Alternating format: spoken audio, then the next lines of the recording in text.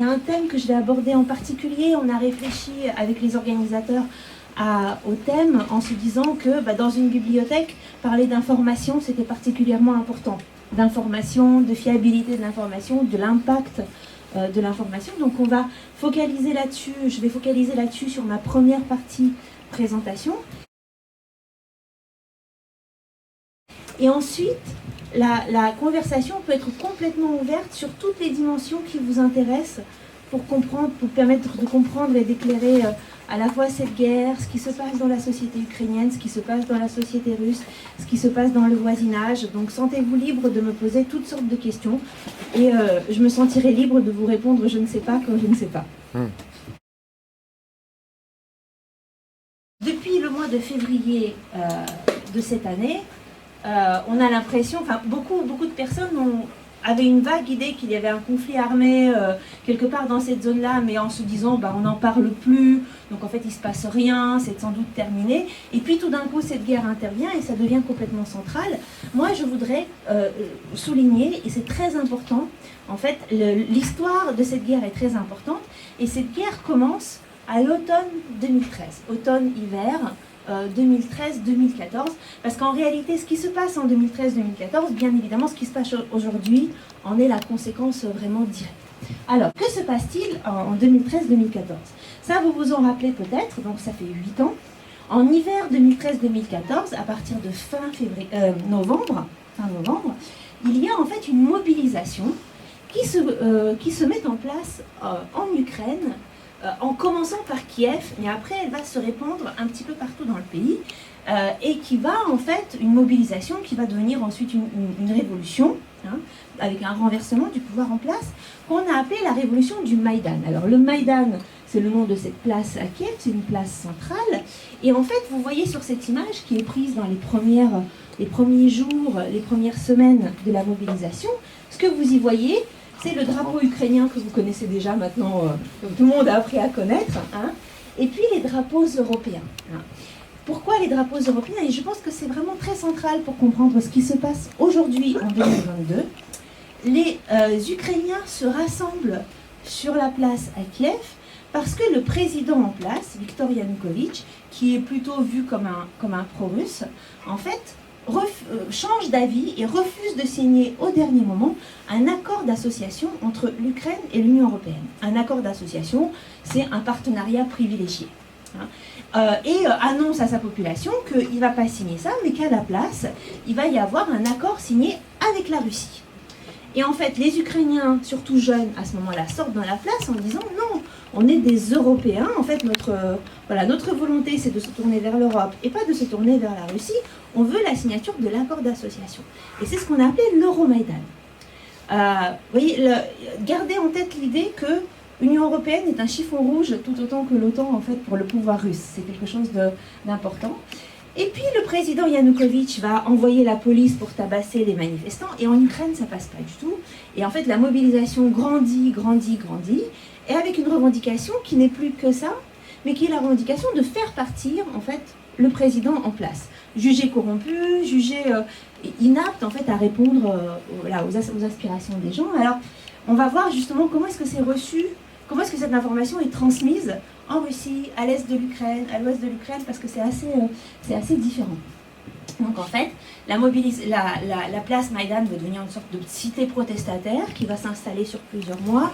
Il y a des premiers clashs avec la police en janvier. Il y a des clashs, des affrontements entre les forces de l'ordre et les manifestants de plus en plus importants au mois de février. Et au mois de février, à un moment donné, le président quitte le pays, fuit l'Ukraine, le pouvoir est renversé et un nouveau gouvernement intérimaire s'installe. C'est pas la première fois en Ukraine.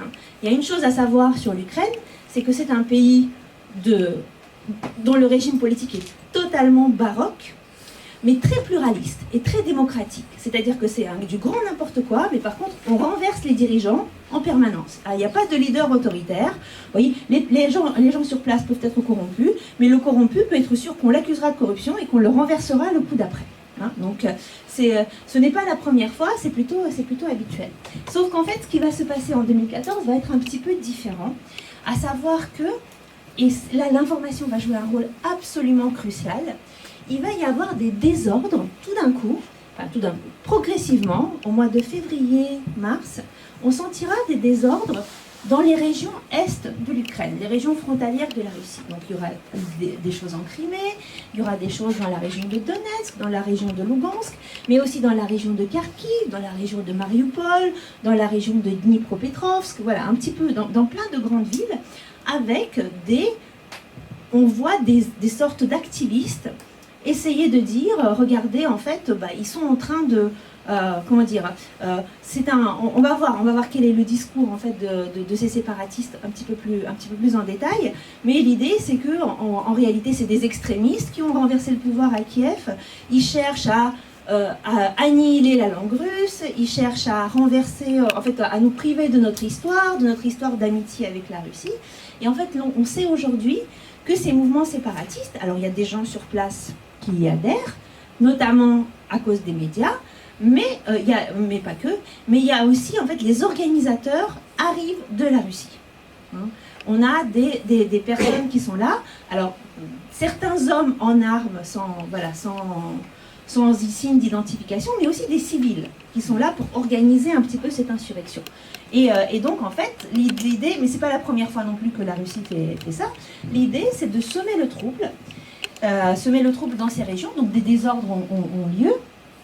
Et là arrive patatras quelque chose qui était aussi peu anticipé que l'était anticipé la guerre actuelle, à savoir que le pouvoir russe va proprement annexer la Crimée, annexer la Crimée, avec en fait, il y aura des forces armées sans insigne qui s'installeront en Crimée, qui feront en fait capituler les corps armés de l'armée ukrainienne qui sont présents sur place à ce moment-là, qui organiseront un simili-référendum qui est illégal au regard du droit ukrainien et qui annexeront la Crimée.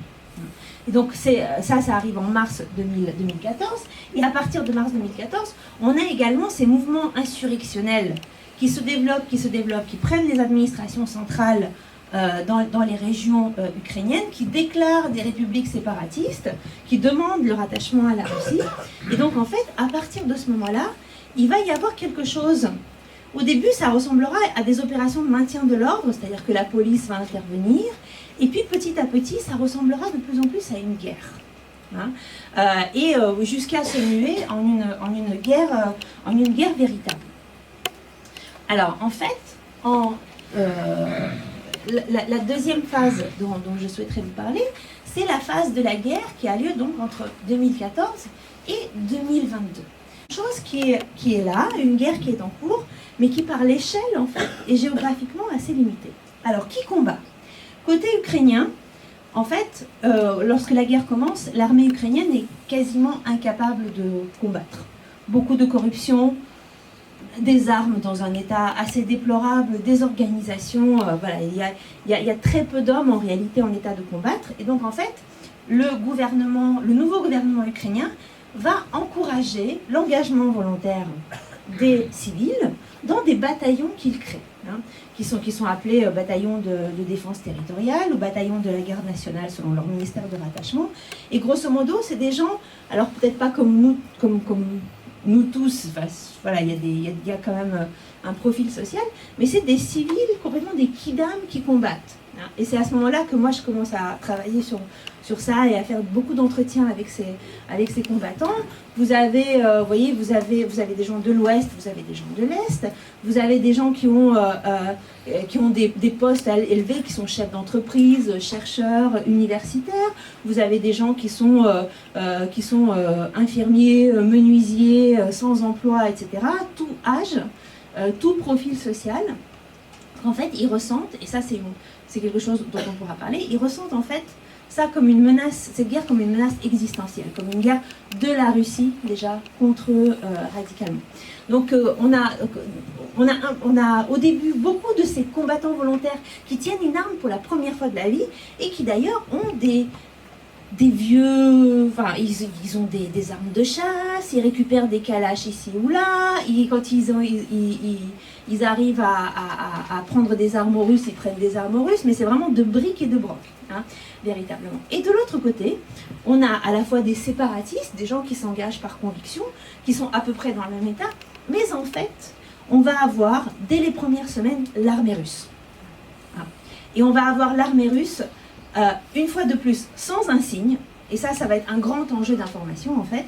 L'armée russe n'a jamais avoué avoir été là sur le terrain, nous avons des preuves qu'elle a été là sur le terrain, et l'armée russe arrive, pour le coup, avec les chars et avec l'artillerie lourde. D'accord ? Avec d'ailleurs la même situation qu'aujourd'hui, à savoir que les combattants qui sont envoyés sur le terrain n'ont souvent aucune idée qu'en fait on les envoie en Ukraine. C'est-à-dire que on a des témoignages de soldats russes qui disent moi j'ai réalisé qu'en fait ils nous avaient roulé vers l'Ukraine à partir du moment où les pancartes, les panneaux d'affichage routier n'étaient plus en russe mais en ukrainien. Mais en tout cas l'armée russe est là. Bon. Et donc en fait, entre 2014 et 2015, on va avoir une guerre de très haute intensité avec des batailles meurtrières dans cette région-là. Il va y avoir un cessez-le-feu négocié, un premier accord qui ne va pas marcher, un deuxième qui va un petit peu mieux marcher pour stabiliser la situation, ou en tout cas pour faire reculer les armes lourdes. C'est les accords de Minsk dont vous avez entendu parler.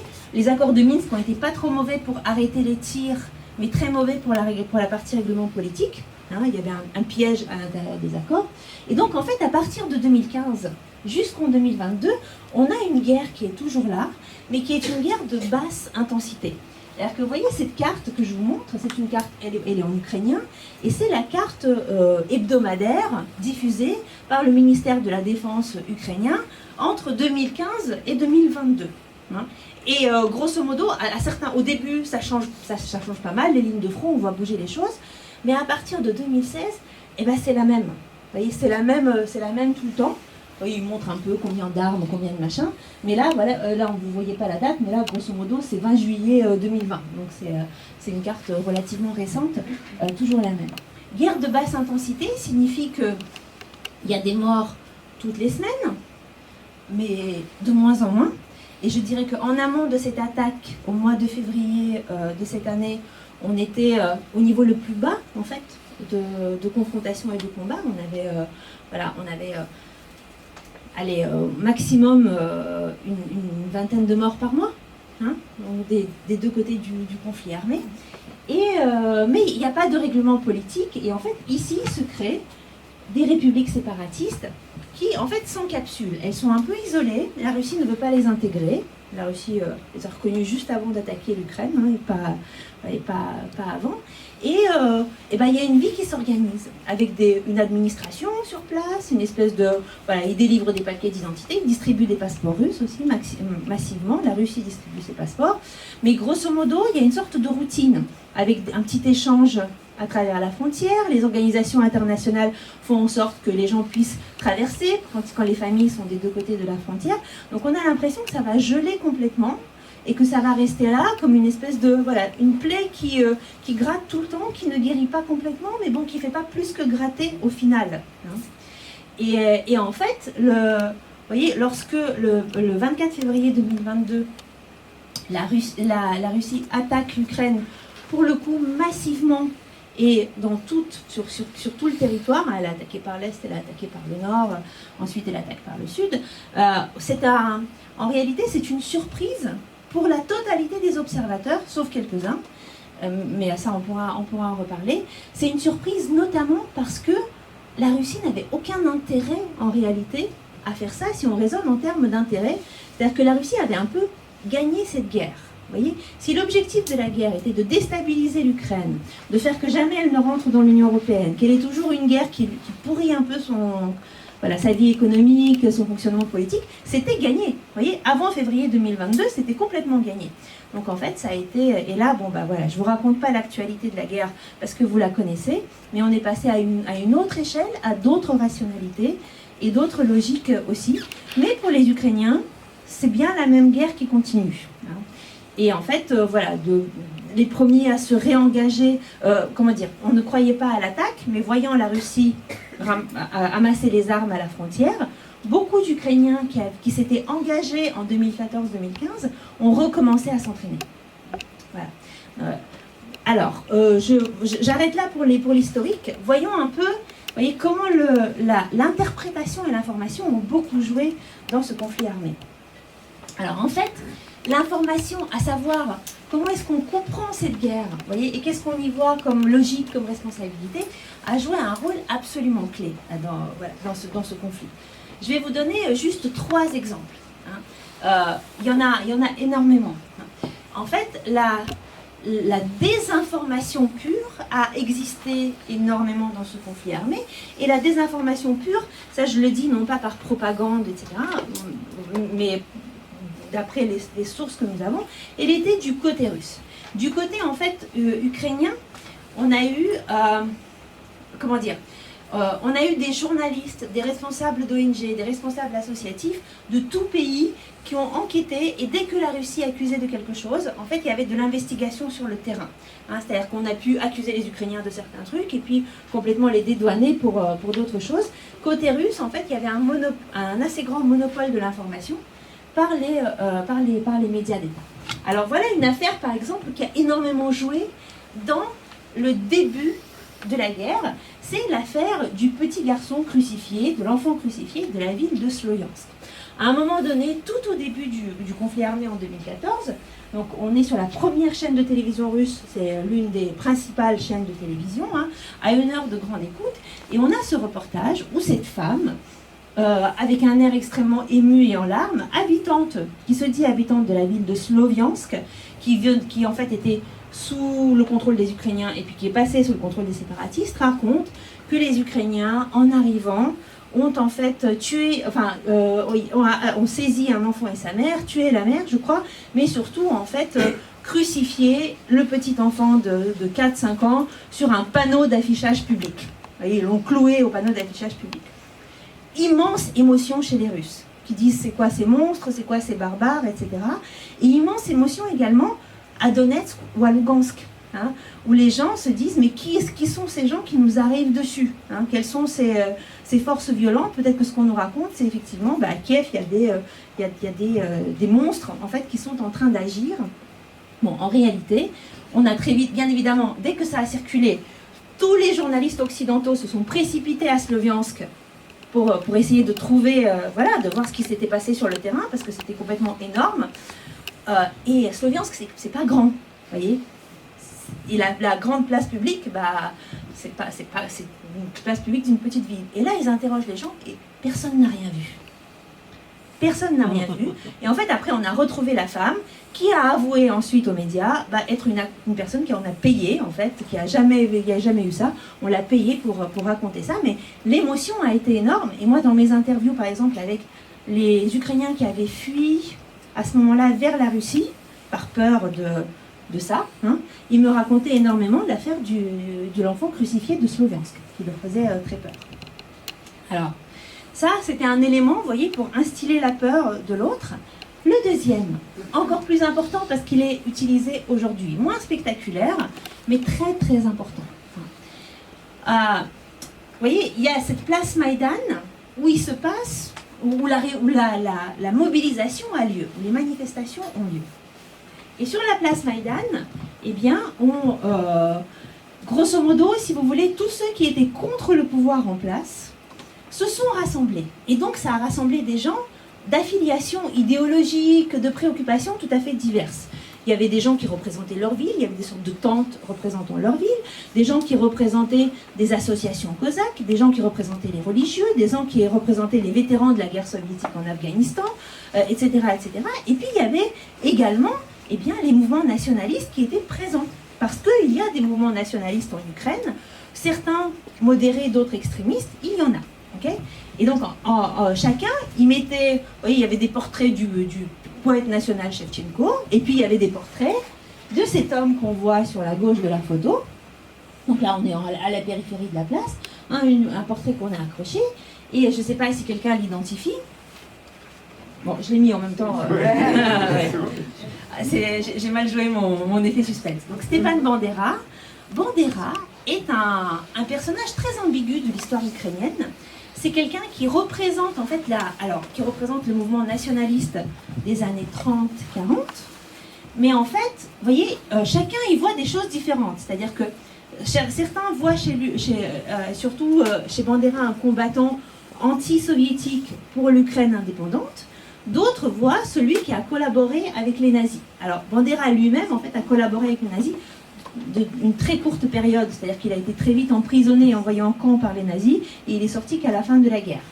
Donc lui-même n'a participé à aucune exaction, par exemple, mais c'est vrai que d'autres nationalistes qui se réclamaient de lui ont participé, par exemple, ont collaboré avec les nazis. Mais cette collaboration, elle est ambiguë pour les Ukrainiens, c'est-à-dire que pour eux, c'est vraiment, ils sont entre le marteau et l'enclume, et ils ne savent pas laquelle des puissances, l'Allemagne nazie ou l'Union soviétique, est pire pour eux. Donc c'est, voilà. Et, alors, quand c'est affiché sur le Maïdan, vous voyez, moi, quand j'interroge les gens à ce moment-là, certains sont gênés de ce portrait de Bandera.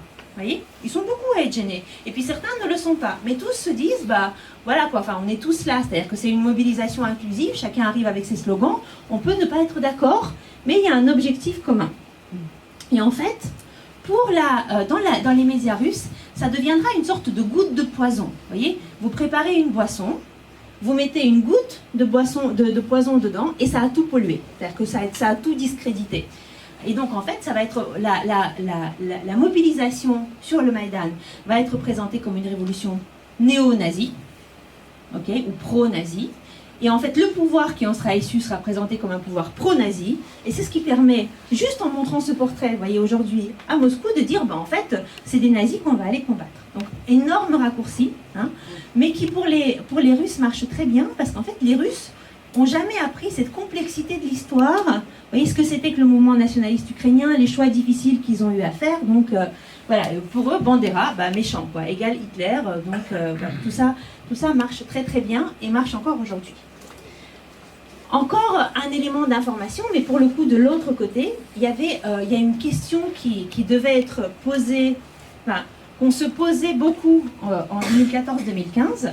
Le discours russe, c'est des séparatistes qui combattent et ils sont, voilà, c'est des citoyens légitimes, l'armée russe n'est pas là, non, on est solidaires, mais on n'est pas là. Et en fait, il y a eu des investigations journalistiques qui ont permis d'apporter les premières preuves du fait que l'armée russe était présente sur le terrain. Et je vous parle de cette investigation parce qu'en fait, elle est assez astucieuse. Le journaliste a fait un truc très marrant. Donc, c'est un journaliste américain qui s'appelle Simon Ostrovsky. Il a des origines russes, mais c'est un américain. Et il a publié une vidéo d'investigation qui s'appelle Selfie Soldiers, les soldats à selfie, hein, les soldats qui se prennent en selfie. Parce qu'en fait, en 2014, les soldats russes se prennent en photo partout où ils font et ils mettent des selfies sur les réseaux sociaux. Et donc, en fait, ils arrivent à traquer un gars par la géolocalisation de ses photos.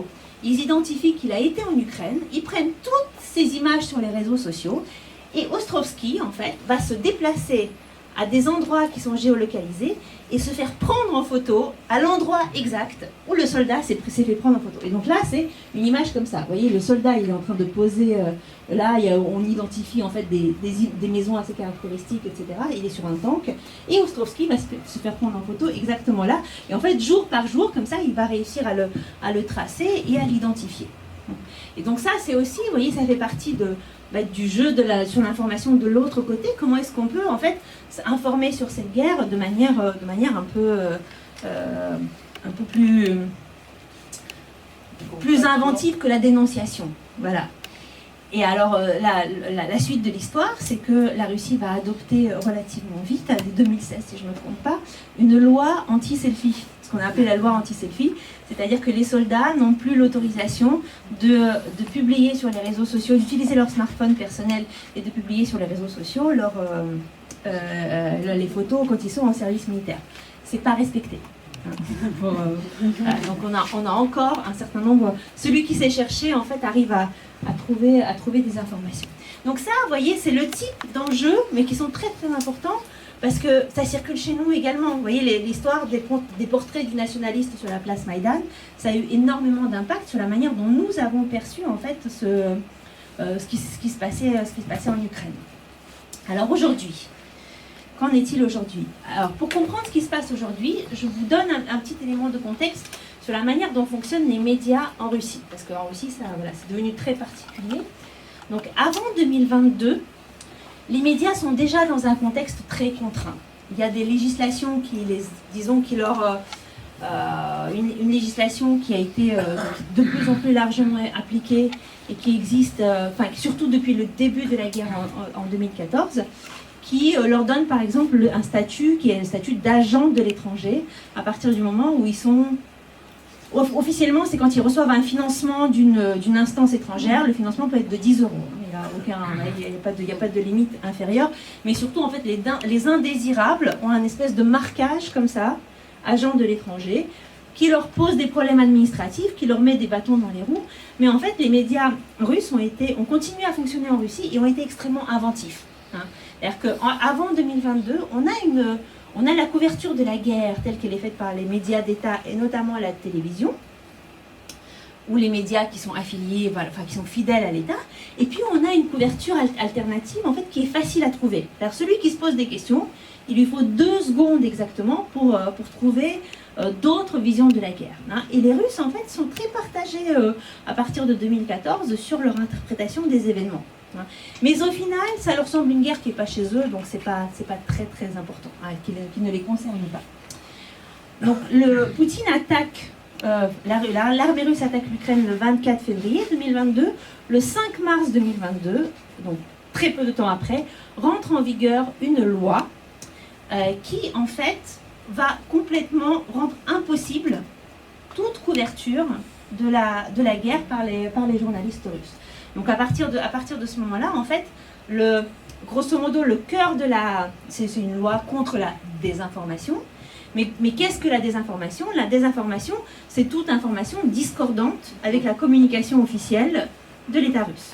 Donc à partir du moment où on va dire quelque chose de différent, de discordant, de mettant en cause les infos officielles transmises par l'État, on est passible de poursuite sur cette loi. Que l'on le fasse comme un média ou qu'on le fasse comme un particulier, en tant que particulier ou média sur les réseaux sociaux. Alors qu'un post sur Facebook vaut pareil qu'un article dans un journal, y compris les posts sur Facebook passés. C'est-à-dire qu'à partir du moment où c'est encore disponible en ligne, on considère que ça continue à être de la désinformation disponible. Donc en fait, l'effet de cela a été que la communication, les informations dont disposent les Russes sont beaucoup plus difficiles à trouver. C'est-à-dire que l'essentiel des médias, alors les poursuites pénales, on a dans un premier temps une amende, et après, s'il y a une récidive, vous voyez, on rentre dans des peines de prison et ça peut aller jusqu'à 15 ans. Donc c'est quand même assez dissuasif. Donc les médias russes, pour l'essentiel, ont fermé. Les journalistes ont quitté massivement la Russie pour ne pas se mettre en danger et ont continué à couvrir la guerre depuis ailleurs. Mais comme les médias ont fermé et qu'il y a eu un verrouillage d'Internet, en fait, c'est plus difficile d'accès. C'est-à-dire qu'il faut installer un VPN, il faut un truc un peu technique pour avoir accès à des médias alternatifs, alors qu'avant, on ouvrait Internet et on achetait un journal d'opposition et on avait tout. Donc on a toujours des stratégies, mais ça devient beaucoup plus compliqué. Et on a quand même toujours, d'après les études d'avant la guerre, la moitié de la population russe qui s'informe quasi exclusivement par la télévision. Et la télévision, telle qu'elle est disponible gratuitement, est 100% contrôlée par l'État. Il n'y a pas de chaîne dissidente à la télévision. Donc en fait, voilà, quand on pose la question « Que pensent les Russes de la guerre ?», la première question à poser, c'est « Que savent les Russes de la guerre ?» Et donc voilà, à la question « Que savent les Russes de la guerre ?» Déjà, alors au début, il leur était interdit de savoir qu'il s'agissait d'une guerre. Puisque le terme officiel, le mot « guerre » a été interdit à usage dans les médias. On a le droit de parler uniquement, d'utiliser le terme officiel, d'opération spéciale. Après, les Russes ont plein d'astuces pour contourner le truc et dire ce qu'ils ont besoin de dire. Mais vous voyez, qui dit opération spéciale, dit un petit truc de taille limitée qui va vite se terminer, vous n'avez aucune raison de vous inquiéter. Ça a bien marché pendant les premières semaines, et puis au fur et à mesure que ça dure, c'est de moins en moins vendable russe, parce que ça dure. Parce que ça dure, et donc là, en fait, il y a un peu des nouvelles stratégies de communication de l'État russe, dont je parlerai si besoin. officiellement, le conflit armé est présenté comme une libération des Ukrainiens du pouvoir néo-nazi de Kiev, hein, partout dans les régions.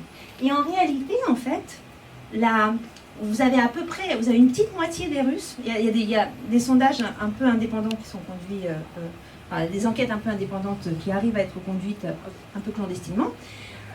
Vous avez à peu près la moitié des Russes qui sont convaincus que l'armée russe est accueillie en Ukraine soit en libérateur, soit de manière neutre. Donc vous voyez, forcément, quand on leur pose la question, par exemple, soutenez-vous la guerre, eh ben, si on est accueilli en libérateur et qu'on doit libérer des civils d'un oppresseur, bah ouais, quoi, ça mérite le sacrifice. Vous voyez? Donc en fait, cette information particulière va avoir un gros impact sur le soutien. Alors l'Ukraine est vue comme une marionnette de l'OTAN et des États-Unis. Et ça, c'est très important, en fait. C'est-à-dire que c'est très important, notamment si vous réfléchissez à la suite de cette guerre. L'Ukraine est le vrai adversaire, en fait, que pointent les Russes, que pointe Poutine quand il parle de cette guerre, c'est l'OTAN. C'est l'OTAN et l'Occident. C'est-à-dire que, vous voyez, l'Ukraine n'est qu'un terrain, mais en réalité, l'objectif, c'est d'obtenir une place dominante sur le continent européen et au-delà, et sur l'arène mondiale. Et donc, en fait, ça ne peut pas s'arrêter à l'Ukraine. Vous voyez, ce n'est que quelque part, ce n'est qu'un des terrains, le terrain d'aujourd'hui de cette guerre, et je pense qu'il faut le garder en tête. Et l'Ukrainien est perçu, et ça, c'est encore une dimension très particulière, comme une pauvre victime, ou alors comme un néo-nazi. C'est l'un ou c'est l'autre. Et par exemple, lorsque les soldats russes arrivent sur le terrain, ils s'attendent en fait à trouver des pauvres victimes. Et quand ils se font tirer dessus, ils se disent en fait, on est entouré de néo-nazis. Vous voyez? Et ça déshumanise complètement l'adversaire qu'on a en face directement. Hein. Il y a une espèce de choc qui se produit. Qui est dû, vous voyez, à cette information qui est construite depuis 2014. Alors, oui, je voulais juste vous montrer cette image qui circule sur les réseaux sociaux russes, sur la fiabilité des sondages en temps de guerre, quand on vous dira 30% de Russes soutiennent la guerre. Donc c'est un mème où, en fait, grosso modo, vous avez cette image, le travail du sondeur vu par le sondeur, hein, celui qui pose la question gentiment, et en dessous, vous avez le travail du sondeur vu par la personne interrogée. Il voit le sondeur comme celui qui lui pointe un pistolet sur la tempe. Hein. Mais en réalité, quand on pose la question aux Russes aujourd'hui, soutenez-vous la guerre, il y a... derrière une réponse oui, il va y avoir 10 réponses différentes. Hein. Il va y avoir la réponse je me protège, il va y avoir la réponse oui, on les libère, je soutiens, il va y avoir la réponse on me demande si je suis patriote, je suis patriote, il va y avoir la réponse je préfère répondre comme tout le monde ou je préfère ne pas me poser la question. Donc il y a vraiment une très très, vous voyez, derrière ce oui, il y a plein de variétés de choses. Alors, aussi dans ce que les Russes savent de la guerre, je voulais vous montrer ça. Nous, on utilise plutôt Google, mais en Russie, le moteur de recherche principal utilisé par les Russes sur Internet, c'est Yandex, celui-là. Et en fait, lorsque, au mois d'avril 2022, on tape le nom de Boutcha, que j'ai mal écrit ici, je pense que j'aurais dû ajouter un T, mais le transcripteur généralement fait mal. Quand donc la ville de Boutcha, où il y a eu des massacres dont vous avez entendu parler, hein, quand on tape Boutcha sur Yandex, eh ben, on a des images des monuments, des principales attractions touristiques de Boutcha. Et quand on tape sur Google, ben, on a voilà, ce que nous avons vu en fait, ce que nous avons vu sur le terrain. Hein. Donc ça c'est, je trouve relativement parlant. Et il y a eu des reportages là-dessus. Ça a été vraiment imposé à Yandex contre l'avis de beaucoup de journalistes qui sont partis à ce moment-là. Aujourd'hui, dans les médias, on est sur autre chose. Avant, on était sur de la minimisation. Aujourd'hui, on est sur de la maximisation et sur de la mobilisation de la population. Parce que la guerre dure, et il faut expliquer comment la guerre dure. Et pour expliquer comment la guerre dure, il faut expliquer qu'on a un adversaire hyper puissant et qu'en fait, on est très menacé. Donc, je ne dirais pas que ça, c'est le discours du Kremlin, le discours des médias, mais disons, le discours des médias prépare les Russes à une guerre majeure. Et ça, je pense que c'est un élément à garder en tête. Donc là, vous avez par exemple une image, enfin, c'est une vidéo qui a pas mal circulé, qui est assez récente, d'une émission en prime time, une émission de débat à la télé russe. Pareil, on est sur l'une des principales chaînes de télévision. Et donc c'est un débat et il montre une carte. Et la carte montre le temps de vol d'un missile nucléaire, une simulation du temps de vol d'un missile nucléaire qui part donc de Kaliningrad et qui va, je vous le dis parce qu'on ne voit pas forcément derrière, combien jusqu'à Berlin, 106 secondes, combien jusqu'à Paris, 200 secondes, combien jusqu'à Londres, 202 secondes. Donc vous voyez, c'est pas qu'on dit qu'on va envoyer mais ça fait partie du dissible. Ça fait partie des choses qui sont juste dites comme ça et qui sont acceptables dans le débat public. Côté ukrainien, je pense que vous avez, donc je parle un peu de la communication dans cette guerre, là côté russe. Côté ukrainien, vous avez tous remarqué, je pense, la personnalité du président Zelensky, qui est un excellent communicant et qui en fait il y a une sorte de marquage de rupture générationnelle. Il va communiquer, son rôle principal, ce qu'il s'est donné, c'est de représenter son peuple, de mettre en scène son peuple et la résistance de son peuple. Et donc, en fait, il va briser vraiment de manière assez fine tous les codes de communication, et notamment les codes de communication russes. Donc ça, c'est une image qui a circulé, par exemple, d'une interview qu'il a donnée à des médias occidentaux. Vous voyez, il est assis sur les marches, alors certes de son bâtiment présidentiel, mais enfin, il est assis sur les marches. Et puis derrière, il y a les sacs de sable. Il est en tenue de camouflage. Il n'est pas en tenue militaire, mais il est en kaki en permanence. Donc il y a cette idée du président en guerre. Et je voulais vous montrer, en fait, de mettre en regard deux vidéos. Je vais sortir de mon slide parce qu'elles sont ailleurs. Deux vidéos que je vous montre super brièvement. Donc le 9 mai dernier, la Russie célébrait la victoire sur le nazisme. Et c'est comme, vous voyez, les Ukrainiens sont des néo-nazis, la victoire sur le nazisme, ça parle du présent, hein, ça ne parle pas que d'hier, ça parle d'aujourd'hui. L'Ukraine, en fait, officiellement, depuis plusieurs années, est passée à une célébration le 8 mai, justement pour marquer que sa mémoire de la guerre était plus proche de la mémoire, la nôtre, l'Ouest européenne, que de la mémoire soviétique. Mais Zelensky a été suffisamment fin, il a fait une vidéo sur la mémoire de la commémoration de la guerre le 8, et il en a refait une le 9, hein, pour parler également à ceux pour qui le 9 mai est important. Et je voudrais vous montrer un peu les styles de communication des deux. Les deux présidents ont parlé le 9 mai, et ont montré des images. Qu'est-ce qu'ils ont montré? La classe politique, ils ont entre 35 et 45 ans. Hein. Autour de Poutine, c'est 65-70, donc il y a plein de choses qui se confrontent comme ça. Et, les Ukrainiens vont énormément utiliser l'humour. Les Russes, moins, c'est pas drôle pour eux en ce moment. Ni pour ceux qui combattent, ni pour ceux qui soutiennent, ni pour ceux qui soutiennent pas. C'est du premier degré, en fait. Alors que les Russes, généralement, ont pas mal d'humour. Par contre, les Ukrainiens vont y aller à fond. Et en fait, l'humour noir de guerre, il va y avoir beaucoup d'humour noir de qualités diverses. Et notamment, alors là, je vous montre en fait ce que les Ukrainiens ont imaginé, ce qu'ils ont fait circuler suite à la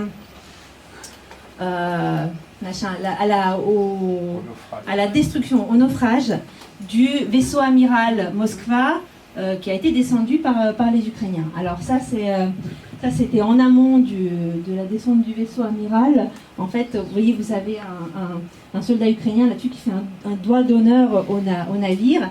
Et en fait, ça c'est une des premières histoires qui circulent autour de cette guerre, lorsque les navires russes demandent au corps militaire sur l'île aux serpents de se rendre. Et les militaires répondent vaisseau militaire russe va te faire. Et donc voilà, ça a pas mal circulé. Mais du coup, quand le navire Pourquoi a coulé, hein? Pourquoi c'est circulé? Qu'est-ce qu'ils ont dit? Ils ont trouvé les gens qui se sont rendus. Absolument, oui. Donc c'est une désinformation. Ils ont été faits prisonniers. Mais on ne savait pas s'ils étaient vivants ou pas. Donc c'était pas, on n'avait pas d'informations. Donc effectivement, voilà. Après, donc vous avez ces images qui ont circulé sur Internet. Le croiseur héroïque Moskva a été promu sous-marin, hein, ou alors. Poutine qui dit notre bateau n'est pas vraiment en train de couler, c'est une opération spéciale sous-marine, ou encore, et là c'est tout petit, je suis désolée si vous ne voyez pas, donc on voit ce vaisseau amiral qui est tiré par un tracteur, un petit tracteur. Et ça fait référence à un truc qui fait beaucoup rire les Ukrainiens, c'est que quand ils attrapent en fait un tank de l'armée russe, pour le tracter, ils utilisent des tracteurs, et donc c'est des images qui sont assez symboliques en fait, le tracteur contre le... Donc l'humour est une arme de guerre et une arme d'information et de désinformation également, bien évidemment. Alors, et je m'arrête là. Qu'est-ce que ça va changer? Qu'est-ce que ça change, cette histoire d'information? Bien évidemment, ça va changer le cadre d'interprétation des événements pour eux, pour les Russes et les Ukrainiens, et pour nous également. Donc il faut faire extrêmement attention effectivement à ce qu'on voit, d'où l'on voit, et essayer de le replacer toujours en perspective de qui parle et de quelle source il dispose, et de quel objectif il a. L'information est clairement une arme de guerre. Et dernière chose, en fait, vous voyez, toutes ces visions de l'autre et de cette vision, ce qu'est la guerre, sont en train de construire la manière dont les uns et les autres vont aborder en fait l'après-guerre une fois on sera dans un après-guerre. Hein. Et on est dans un mouvement de déchirure qui s'accroît. Hein. Et de contact qui est de plus en plus rompu en fait entre la société russe et la société ukrainienne. Et ce que l'une pense de l'autre contribue énormément à cela. Donc c'est vrai qu'un des enjeux, par exemple pour un métier comme le mien, c'est de faire circuler l'information le plus possible et de faire circuler une information nuancée, en expliquant pourquoi ceux qui pensent telle chose le pensent et dans quel contexte en fait ils le pensent. Voilà, je m'arrête là, et j'ai déjà été trop longue comme je m'y attendais, donc toutes mes excuses. Merci.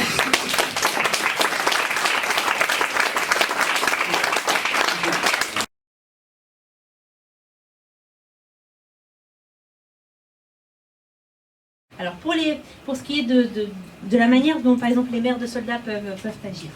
En réalité, les mères de soldats dont l'objectif est grosso modo, leur objectif c'est de défendre les soldats et les familles russes, mais sur une position plutôt anti-guerre, donc traditionnellement. Donc souvent, en fait, ils vont faire circuler l'information, et notamment là dans cette guerre, leur objectif serait que les corps soient rapatriés, que les corps soient ramassés sur le champ de bataille, que des échanges de prisonniers aient lieu, et que les soldats ne soient pas envoyés dans des conditions illégales en fait, combattre dans le pays.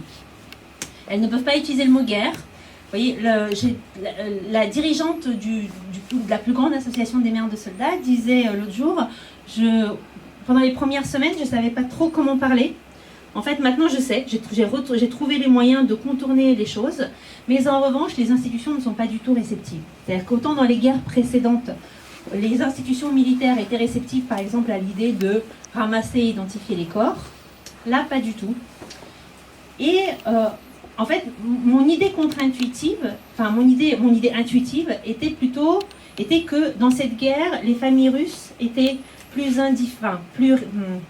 résilientes, ou acceptaient mieux en fait les pertes humaines, hein, qu'il y avait plus de parents que dans les guerres précédentes, par exemple en Tchétchénie, qui disaient rien, parce qu'ils étaient, il y avait ce conditionnement à la guerre. Et en réalité, les mères de soldats sont en train de nous dire, mais en fait, pas du tout. C'est-à-dire que dans toutes les guerres qu'ils ont suivies, c'est toujours une petite minorité de parents qui va faire quelque chose, et une grande majorité qui va recevoir le corps et finalement ne pas réagir. Donc je dirais qu'on n'est pas dans une situation très différente. La seule différence, c'est qu'avant, ce qu'elles disaient était toujours publiquement transmis et écouté par l'institution militaire, et ce n'est plus le cas. Ils avaient l'espoir que la société en fait, russe réagirait à la guerre et ne laisserait pas faire. Aujourd'hui, on est dans une haine de l'autre, véritablement, une haine, oui, tout à fait. C'est-à-dire que les Ukrainiens, qui étaient très modérés, qui disaient, ils ont un pouvoir autoritaire, c'est eux les victimes, ils sont les victimes autant que nous. En fait, depuis qu'ils sont sous les bombes et qu'il ne se passe pas grand-chose visiblement en Russie, en fait, aujourd'hui, les Ukrainiens disent, les Russes sont collectivement responsables. Y compris ceux qui n'ont rien fait, parce qu'ils n'ont rien fait, ils sont collectivement responsables, ils coupent tout. Ce qui veut pas dire que, par exemple, ils vont pas être le russe ne va pas être utilisé. La langue russe va continuer à être utilisée, par contre. D'accord. Merci. Voilà. Mais c'est vrai qu'on est dans une logique où mais Zelensky a raison et de temps à autre, il va faire une phrase en russe. Par exemple, il va faire un discours en ukrainien et puis il va dire « Et là, je m'adresse aux mères russes dont les enfants sont morts sur le terrain » et il va le faire en russe, facilement. Mais oui, la dynamique est pas bonne. Pas merci. Des laboratoires ukrainiens avec une coopération entre les Ukrainiens et les Américains, il y en a sur le territoire de l'Ukraine, qui fonctionnent tout à fait ouvertement dans le cadre d'un programme international de lutte contre la diffusion contre l'arme biologique et l'arme chimique. Donc les documents montrés par les Russes, en fait, étaient ces documents complètement officiels de lutte contre l'arme biologique. Vous voyez, donc ça fait partie du... On n'a eu aucune confirmation de cela sur le terrain ukrainien. Alors, qu'est-ce qui change? Ce n'est pas l'OTAN. Ce n'est pas l'OTAN, dans la mesure où, je dirais, la situation entre l'OTAN et la Russie, qui se titille en permanence, et je te fais voler les avions par-ci, et je fais passer un bateau à un endroit où il ne faut pas, c'est là depuis plusieurs années. Il n'y avait, si vous voulez, en tout cas depuis l'Ukraine, aucune menace n'arrivait sur la Russie. Et par ailleurs, l'Ukraine a effectivement des programmes de coopération avec l'OTAN. Une fois de plus, complètement ouverts, et notamment depuis 2014. Des programmes de formation, de formation pour se rapprocher des normes de l'OTAN, et des programmes de coopération sur la réhabilitation des anciens combattants. Moi, j'ai été à une réunion au ministère de la Défense ukrainien OTAN. Il n'y a rien de secret là-dedans. Non, c'est pas secret. Mais par contre, ça encercle la Russie. La Russie s'est sentie, je veux dire... je pense que ça vaut le coup de re-regarder les cartes pour voir quel est le degré d'encerclement. Alors, qu'est-ce qui se passe pour que Poutine attaque? C'est la question à 10 000 euros. Vous voyez, si j'y réponds, faut me payer très cher. La manière dont je l'interprète et quelques autres analystes l'interprètent, c'est que, là, en fait, Poutine ne raisonne plus en termes de tactique ou d'intérêt, vous voyez, qu'est-ce que j'y gagne, qu'est-ce que j'y perds, mais en termes de mission. Il est plutôt à la fin de ses mandats, il est à un moment où en fait, il considère qu'il a quelque chose de grand, une mission à accomplir. Et cette mission-là, c'est de regagner en fait cette domination russe, quel que soit le coup. Et puis par ailleurs, il est désinformé. Donc il pense, et ça c'est intéressant de savoir pourquoi en fait il n'a pas été informé sur ce qui s'est passé, sur ce qu'il attendait sur le terrain. C'est une vraie question qui nous dit beaucoup de choses sur le fonctionnement de l'État russe. Les deux. C'est-à-dire que les soldats qui sont sur le terrain, au début de la guerre, les soldats qui sont sur le terrain sont à la fois des conscrits qui font leur service militaire d'1 an et les soldats sous contrat. Mais en fait, c'est souvent les mêmes. C'est-à-dire que souvent, vous voyez, un soldat rentre dans l'armée pour le service militaire et on lui propose au bout de 2, 3, 4 mois de signer un contrat pour s'engager pour 1 à 3 ans. D'accord? Donc ça ne le rend pas plus entraîné, ni plus apte, etc. Mais il est sous contrat et il gagne de l'argent. Et parce qu'il gagne de l'argent, en fait, beaucoup vont accepter. Donc maintenant, Poutine affirme qu'il n'y a plus de conscrits sur le terrain. On a des témoignages disant que c'est faux, mais je dirais que ça ne change pas grand-chose. Même les soldats sous contrat ne sont pas des soldats professionnels. Et en fait, quand on regarde les listes des soldats tués qui sont publiées par les Ukrainiens, ils n'ont pas le droit de le faire en vertu des conventions de Genève. Mais néanmoins, ils le font, et c'est une source d'information précieuse pour nous. Et ben, ils ont, vous voyez, l'âge moyen est très bas. C'est-à-dire que c'est pas des personnes qui sont entraînées au combat, c'est plutôt vraiment des novices qui arrivent sur le terrain. Donc la conscription, elle est générale sur tout le territoire? Oui, absolument, avec des stratégies massives d'évitement.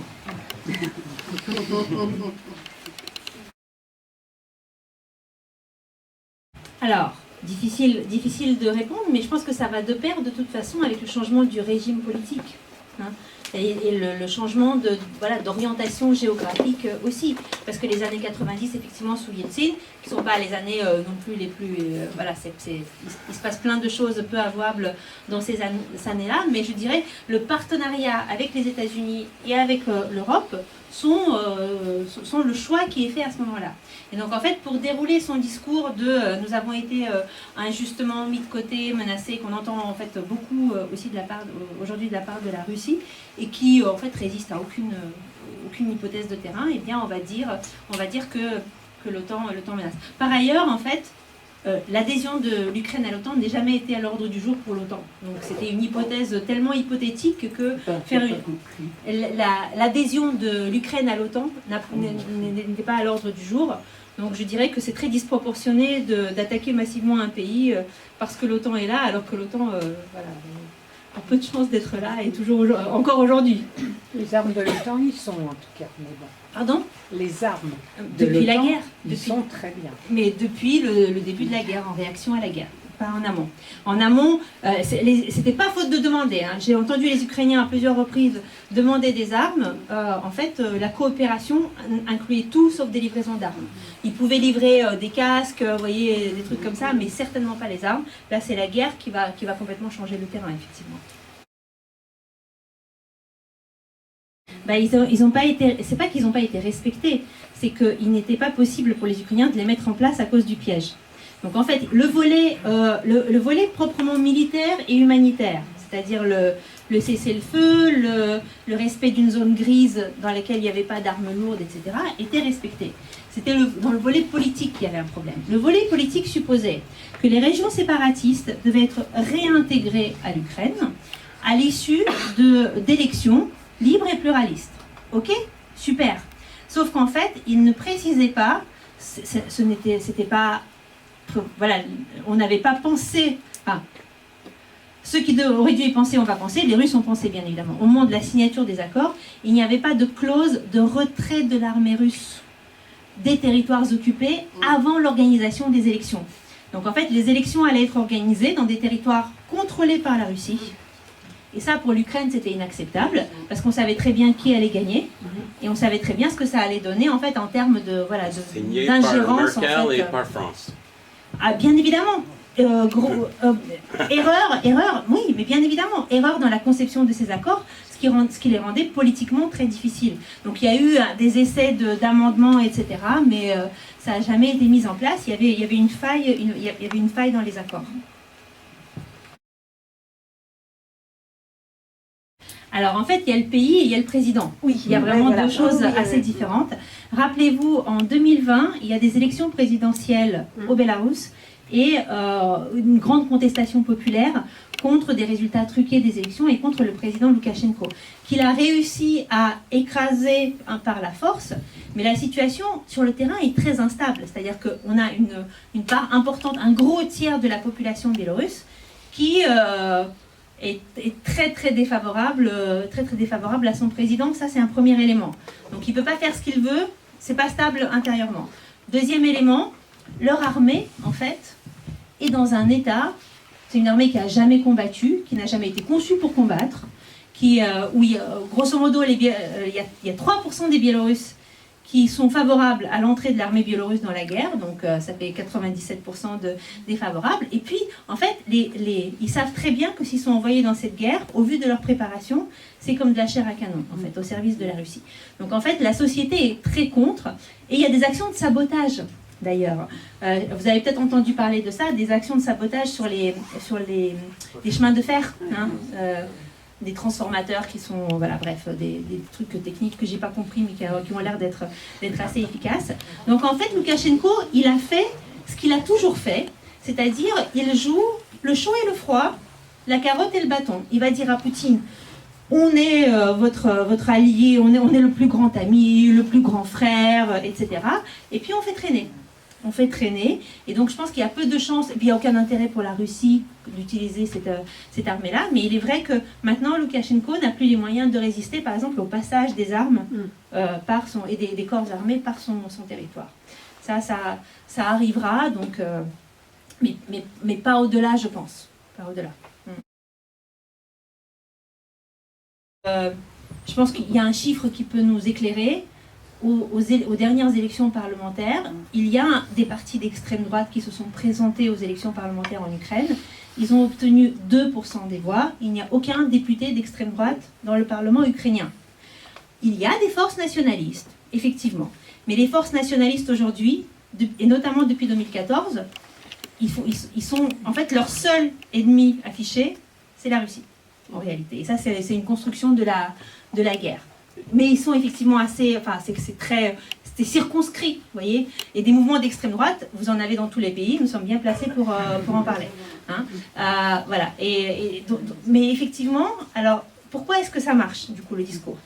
Ça marche de moins en moins quand même, jusqu'à ce que ça remarche à nouveau. On est d'accord. Mais je pense que, en fait, ce que la Russie arrive très bien à identifier, c'est les sujets sur lesquels on est particulièrement sensible. Et donc, en fait, vous voyez, l'extrême droite, le nazisme, l'Holocauste, là, ce sont des trucs, quand on nous dit ça, on a tout de suite des oreilles qui se dressent et on se dit, il n'y a pas de fumée sans feu, il doit y avoir un truc, il faut qu'on aille investiguer, etc. Donc, en fait, ils jouent énormément sur ces cordes sensibles qui sont les nôtres. Et si on a d'autres cordes sensibles, la Russie va jouer dessus. Ils sont très mauvais, et ça, c'est sur le terrain militaire actuellement, hein, mais en revanche, sur le terrain de la communication dans les sociétés occidentales et non occidentales, par exemple dans les sociétés africaines, ils sont extrêmement bons. Le talent personnel de Zelensky joue beaucoup là-dedans. Il n'y avait pas de Zelensky avant 2019. Et il a essayé de se concentrer d'ailleurs au début sur d'autres choses que la guerre. Je pense qu'en fait, les Ukrainiens ont essayé de communiquer de manière très classique, quoi, enfin informé, voilà. Mais dans la mesure où leur discours ne pouvait difficilement en fait être entendu chez nous, parce que quand les Ukrainiens disaient avant février 2022, la Russie est un agresseur historique contre nous et on continue à se sentir menacé, on leur répondait, come on, quoi, voilà, c'est bon, on en a marre d'entendre ce discours-là, c'est idéologique. Oui. Donc je pense qu'il y avait. Oui, ils avaient du mal à l'entendre. Et puis l'Ukraine n'était pas présente sur nos cartes mentales. La Russie est présente sur nos cartes mentales. L'Ukraine, en 2014-2015, tout le monde s'est intéressé. Après, c'est passé complètement aux oubliettes.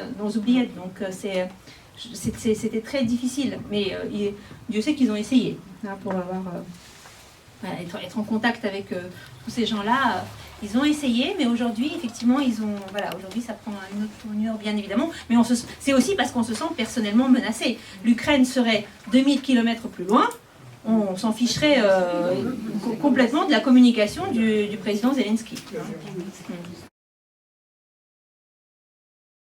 Alors, je ne suis pas une spécialiste de ces dimensions-là. J'ai des collègues qui bossent là-dessus, je pense qu'ils sont beaucoup plus pertinents que moi. Peut-être des petits indices. Première chose, les récits de désinformation sont toujours des récits simples. Et les récits simples sont faciles à comprendre et ils touchent les cordes sensibles, donc ça marche, notamment sur l'extrême droite, ça marche relativement bien. Son truc a duré une émission. L'émission d'après, le lendemain, il a fait totalement changer de discours. Voilà, donc c'était un essai. Mais ce qui veut dire que, en fait, vous avez beaucoup de gens en Russie qui essaient de trouver des voies détournées, en fait, pour faire arrêter la guerre, etc. Mais non, ce n'est pas possible. Vous vous doutez bien, je suis allée m'abonner à sa chaîne Telegram direct dans la seconde qui a suivi. Mais non, c'était trop tard, là, ça s'était refermé déjà. Mais l'article existait, toujours consulté. On va voir. Oui, on va voir. On va pouvoir. Si l'article va rester disponible pendant longtemps. Les Tatars, en fait, ceux qui jugeaient inacceptable l'annexion de la Crimée avaient déjà migré, hein, et ils étaient déjà en Ukraine continentale. Continentale. Donc en fait, on a énormément de combattants tatars dans l'armée ukrainienne, on a des acteurs politiques tatars. Alors qu'est-ce qui se passe sur le terrain? Déjà, c'est vrai que la Crimée est un peu en dehors des radars. Donc c'est difficile, vous voyez, plus personne ne va s'intéresser véritablement à ce qui s'y passe. D'après ce que je vois, parce que je suis toujours abonnée depuis 2014 à, une fois de plus, quelques chaînes Telegram pro-pouvoir mais un peu, vous voyez, par la société civile sur des thématiques diverses criméennes pour voir un peu l'état d'esprit. L'état d'esprit, alors il y a les déclarations officielles, mais il y a surtout la peur que la guerre qu'ils avaient évité d'avoir sur leur terrain en 2014, qu'il l'est maintenant en fait. Donc ça, c'est bien là. Mais j'en sais pas plus. Mais c'est une bonne question. Ils sont contents qu'ils ont de l'eau maintenant parce que c'était bloqué depuis 8 ans par les Ukrainiens. Oui, les Ukrainiens avaient coupé effectivement l'approvisionnement par le canal du Dniepr de l'Ukraine, ce qui avait posé des problèmes à la Crimée. Les Russes ont bombardé, ça a coulé pendant un moment, et puis en fait les Ukrainiens ont coupé en amont, donc il n'y a toujours pas d'eau. Il n'y a pas d'eau en Crimée, en effet. Alors, c'est une question super importante, la question de la langue. L'Ukraine est un pays bilingue d'une manière qu'on comprend toujours mal. C'est-à-dire que nous, quand on nous dit pays bilingue, on dit, bah voilà, il y a des gens qui parlent cette langue et il y a des gens qui parlent cette autre langue. En réalité, la population ukrainienne est bilingue au sens où chacun maîtrise les deux langues et va avoir une langue de préférence. Et parfois, c'est pas la même dans le privé et dans le public. On va préférer l'ukrainien au travail, le russe à la maison. Donc c'est très, très mouvant. Hein. Et même dans les territoires de l'Est, hein, les gens sont ukrainophones également. En plus du clivage Est-Ouest, vous avez le clivage ville-campagne. Les campagnes vont être plus ukrainophones, les villes vont être plus russophones, mais ça dépendra des villes et ça dépendra des campagnes. C'est très subtil, il y a un clivage générationnel. Donc c'est pas du tout, vous voyez, quand on me dit par exemple une ville russophone, pour moi ça veut rien dire. Et quand on me dit par exemple il y a des combattants russophones qui se joignent du côté, enfin qui vont du côté ukrainien, si on prend par exemple les combattants du bataillon Azov, hein, qui est actuellement très, très sous les radars et jugé néo-nazi par les Russes. Azov est majoritairement un bataillon russophone. Effectivement. Historiquement, il est issu de l'Est de l'Ukraine, donc les gens ont pour langue de préférence russe. Mais ils vont avoir basculé, en fait, depuis le début de la guerre en 2014, progressivement, de plus en plus vers l'ukrainien, dans un objectif politique. Dans l'idée de, on ne peut pas être contre la Russie. La Russie ne peut pas être notre ennemi, alors, et avoir oppressé notre langue, et sans qu'on utilise notre langue. Alors, sur la situation, pourquoi est-ce que... Donc, il y avait deux questions. Pourquoi ça ne marche pas? Et la question de l'enseignement, la place dans l'espace.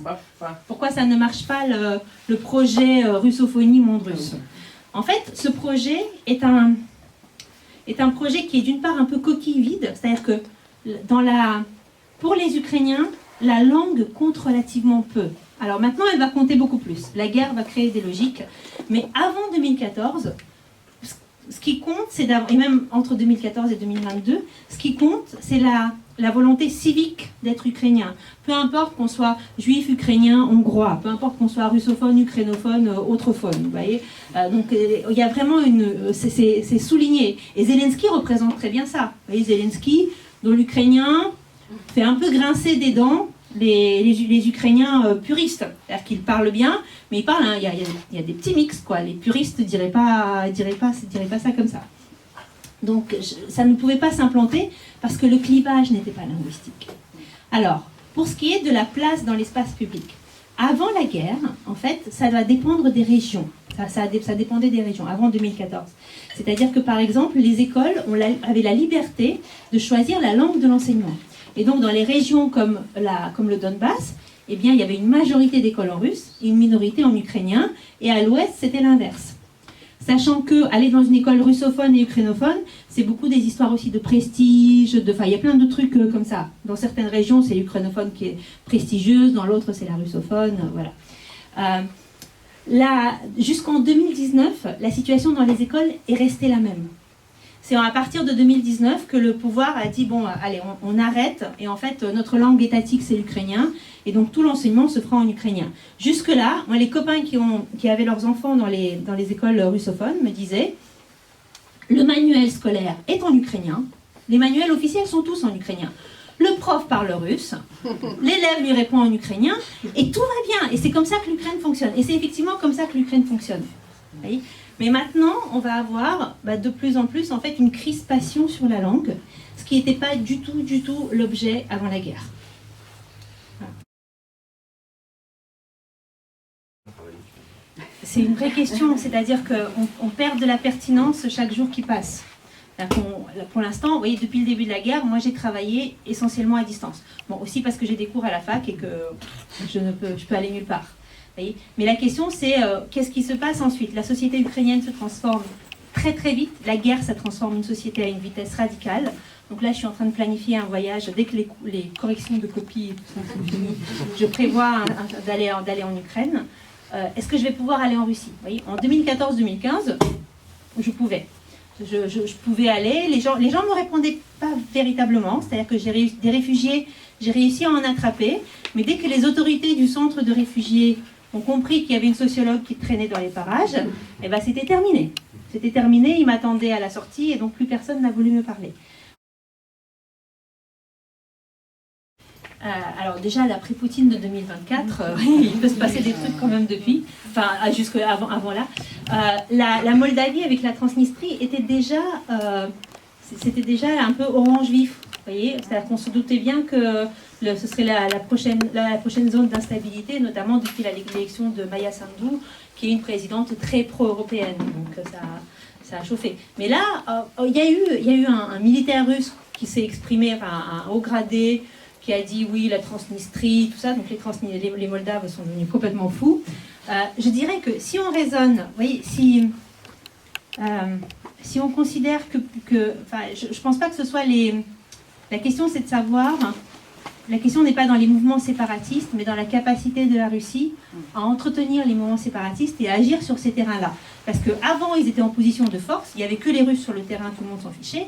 Là, derrière les Moldaves, il y a les Roumains, il y a l'Union européenne, et je pense que ça ne va pas forcément se passer de la même manière. Donc, on va voir. La première chose que l'on peut dire du régime russe, c'est qu'en fait, les institutions sont toujours là, mais elles ont été progressivement, depuis 2000, et surtout depuis 2004-2005, vidées de leur contenu. C'est-à-dire le Parlement n'est pas un vrai Parlement, les partis politiques ne sont pas des vrais partis politiques, les acteurs qui semblent occuper des places en fait, de pouvoir, en fait, n'occupent pas des places de pouvoir, et ce sont d'autres qui occupent des places de pouvoir. Donc déjà, il n'y a pas les institutions, vous voyez, derrière. C'est là, par exemple, la différence avec les États-Unis. Les États-Unis peuvent avoir un Trump, mais il y a déjà une résistance institutionnelle à Trump, et puis une fois qu'il n'est plus là, ça reprend parce que les institutions fonctionnent. Hein. Là, on n'a plus rien de ça. Deuxième inconnu, le pouvoir russe en fait a fait en sorte de s'entourer de personnalités qui étaient les moins dangereuses en termes d'ambition. Donc on a quasiment pas de personnalité politique. Et je ne parle pas forcément des personnalités politiques d'opposition qui sont en prison pour une partie d'entre eux et morts pour une partie d'autres, hein, mais même des personnes, disons, qui seraient dans la ligne du poutinisme. Pour l'instant, il y en a peut-être, mais pour l'instant, tout le monde ressemble à un fonctionnaire gris. Vous voyez ? Donc, et ça, c'était fait à dessein. Hein, l'idée, c'était voilà, qu'il y ait un personnage qui émerge, etc. Deuxième élément. Troisième élément, en fait, grosso modo, ces dernières années, on identifiait deux clans dans les cercles politiques russes. Avec un qui avait moins de place et qui en a pris de plus en plus. Le clan des managers, ceux qui sont dans le business, qui veulent profiter de la rente pétrolière, s'enrichir commercialement aussi, et donc pour des intérêts qui n'ont rien à voir avec l'intérêt général pour beaucoup d'entre eux, eh bien, ils veulent que le pays tourne, et qu'il soit ouvert, et que le McDo soit ouvert, et que le pétrole soit acheté. Vous voyez, c'est dans leur intérêt, y compris très vénal, en fait. Ce groupe-là est en train d'être de plus en plus évincé, au profit du groupe de ceux qui sont davantage proches des forces de l'ordre et des solutions radicales. Et en fait, si vous voulez, le tournant répressif de plus en plus grand est lié aussi à la montée d'influence de ce clan-là, hein, auprès du pouvoir. Donc ça, c'est un autre élément. Et puis un dernier élément. Et là, je cite un excellent chercheur politiste qui travaille sur le système politique russe, qui est aujourd'hui à l'université d'Helsinki, mais qui était à Saint-Pétersbourg, qui s'appelle Vladimir Kelman, qui dit « La Russie, en fait, est caractérisée par une mauvaise gouvernance ». C'est-à-dire que le fait que ce soit des relations personnelles et une allégeance personnelle au pouvoir qui déterminent votre position dans la hiérarchie, hein, et à des postes clés, eh bien, ça ne favorise pas à faire émerger des gens compétents. Donc en fait, l'incompétence dans la gouvernance est croissante, Et en fait, l'inefficacité de cette guerre est en grande partie liée aussi à cette incompétence. Plus la corruption, qui est un autre gros machin. Donc, grosso modo, dans l'après-Poutine, on n'a pas besoin d'attendre 2024. Hein, tout le monde est soudainement mortel. Hein, et puis, l'espérance de vie d'un homme russe de sa génération est de 73 ans. On s'en approche sérieusement. Et puis, il est sous un stress très important. Donc, il peut y avoir plein de raisons de la disparition de Poutine. Mais pour l'après-Poutine, c'est totalement imprévisible parce que structurellement, tout a été détruit. Voilà, donc il n'y a pas de... ça ne va pas suivre, par exemple, un chemin constitutionnel, etc. Il y a un élément, c'est que les États baltes, en fait, ont été... Enfin, ce qui est devenu les républiques soviétiques baltes, ont été intégrées plus tardivement, plus tard à l'Union soviétique, à la Deuxième Guerre mondiale. Voilà, et dans ces sociétés, en fait, le rattachement a toujours été perçu comme une occupation, ou une annexion, par une grande partie de la population. Et donc, en fait, aussi, parce que de la manière dont ça s'est passé, hein, et donc, dès qu'ils ont pu se libérer, je dirais, la volonté de prendre des distances par rapport à la Russie a été beaucoup plus grande. Mais rappelons-nous que l'Ukraine occidentale, une partie de l'Ukraine occidentale, a aussi été rattachée à l'Union soviétique de manière violente au moment de la Deuxième Guerre mondiale. Ce qui explique aussi pourquoi les mouvements nationalistes se sont développés là, parce que c'était très dur et que c'était perçu comme une annexion.